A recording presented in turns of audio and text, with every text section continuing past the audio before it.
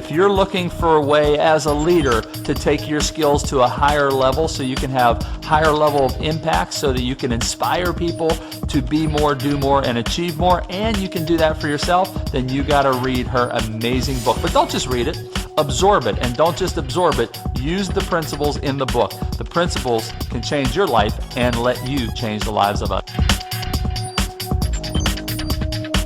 For nearly a decade, Corinne Gregory has been on a mission to stem that tide. As the president and founder of The Polite Child, she's successfully getting her social smarts curriculum into private and public schools. Her goal is to bring back the civility that is lacking in today's society and negatively impacting generations of children. And if our children are not coming into the school systems with those abilities, and they're not getting them in the school system, it only tends to degrade more as they go into life, go through the school system until they finally come out of it. Literally, children's lives are at stake. Corinne Gregory is the founder and president of the Polite Child and Etiquette Program for kids and teens. Hi, Corinne. Nice to see you. Nice to be here. Thank you. At what age should you expect a child to start showing good manners? Well, in my idealist version of the world, they should start learning that just like they'll learn anything else. The best thing to do is to start as you're teaching them any type of interaction, whether it's handing a baby a ball or any of those sorts of things. You can start saying please and thank you at that point, and then they'll grow into that, and the things that you teach them early on are more likely to stick as they get older. The good news, says Gregory, once social smarts is adopted into a school's core curriculum like this one in California, student learning and behavior both change significantly for the... I get goosebumps. What's even more wonderful is that these kids are genuinely pleased with the positive reaction that their new behaviors get. The idea is that the social skills is a true equalizer that is independent of class, independent of race. Everybody can have it, and it's the fastest ticket to freedom for any child. It is National Bullying Prevention Week, and educators are here in Seattle for the International Bullying Prevention Conference. Cyberbullying takes center stage. We've heard more about that. The focus is on how to spot bullying and giving victims the tools to fight back. Corinne Gregory joins us in our studio. She's a speaker, author, president of The Polite Child based in Bellevue, and the founder of the Social Smarts program. Corinne, thanks for coming in.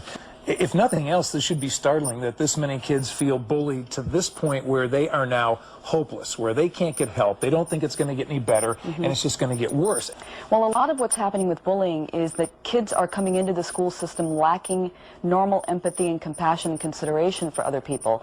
And so what happens is they become desensitized to the impact of antisocial behavior on other people.